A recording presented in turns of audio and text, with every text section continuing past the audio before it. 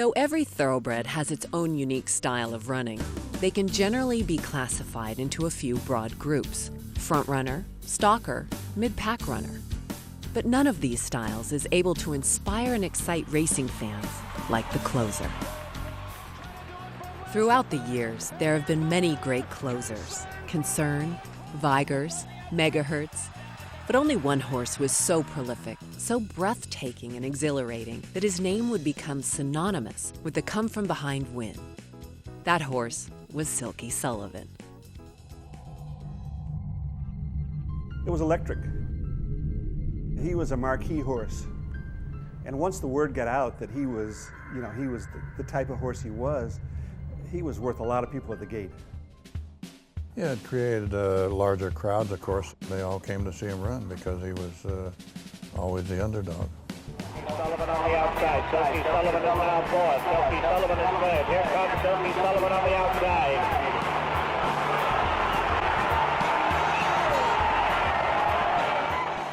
He dropped so far back, it was ridiculous how far back he dropped. He dropped back like a 16th of a mile, and you would have thought, this horse has no chance. But then he started running, and he flattened out. He stuck his head out, and he'd flatten out like this, and here he came. The talent and phenomenon of Silky Sullivan reached a fever pitch at Santa Anita Park on February 25, 1958. Trainer Reggie Cornell saddled Silky in an allowance race of just 6.5 furlongs, and Silky dropped back an unheard of 41 lengths. The race remains legendary to this day.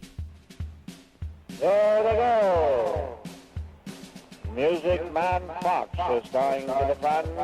Sully's Boy is second. Fire Alarm is third. Rivada is fourth. Titanium is fifth. And Silky Sullivan at the quarter.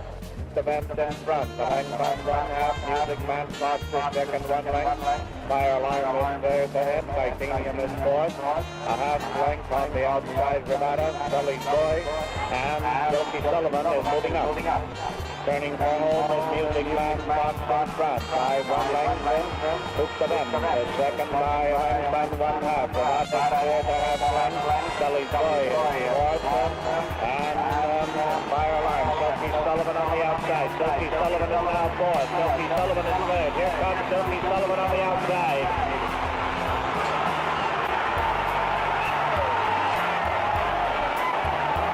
And that one race was an unbelievable race.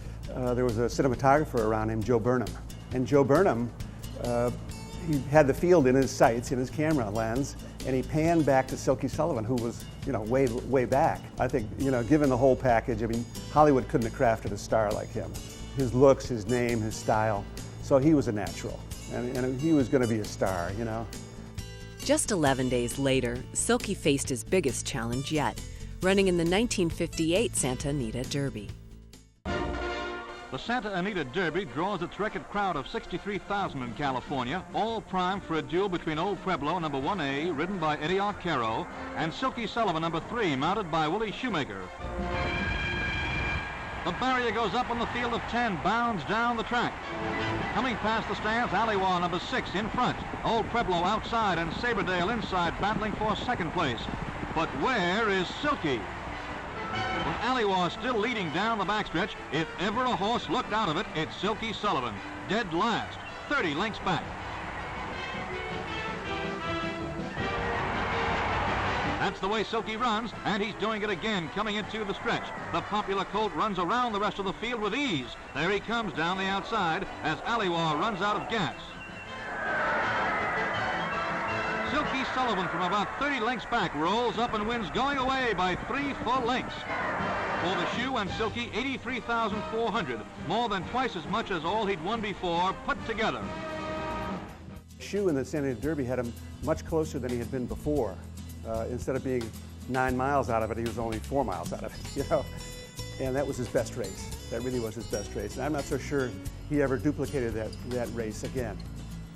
Even though Silky's greatest racing achievements were behind him, his name had been forever etched in the public's imagination, and the term Silky Sullivan became part of the American lexicon, being used to describe comebacks in everything from sports to politics. The origins of Silky's running style cannot be proven, and there have been many theories about why he ran the way he did. Some believe it was a physical defect, which forced Silky to warm up during the first part of a race before being able to run comfortably. But perhaps there is a simpler explanation. We had him as a 2-year-old at Hollywood Park. He was being broken, along with about 20 other 2-year-olds. Time went on, and I said, Reggie, we got one colt down here has been outrunning all the others. And he said, well, give the others a head start. So we gave him a couple lengths head start.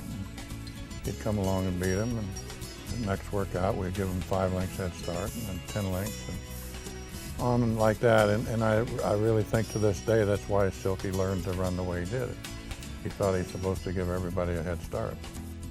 And up until he died in 1977, Silky remained a hero in California, filling up the grandstands of Santa Anita Park and Golden Gate Fields when he made yearly appearances on Santa Anita Derby Day and St. Patrick's Day.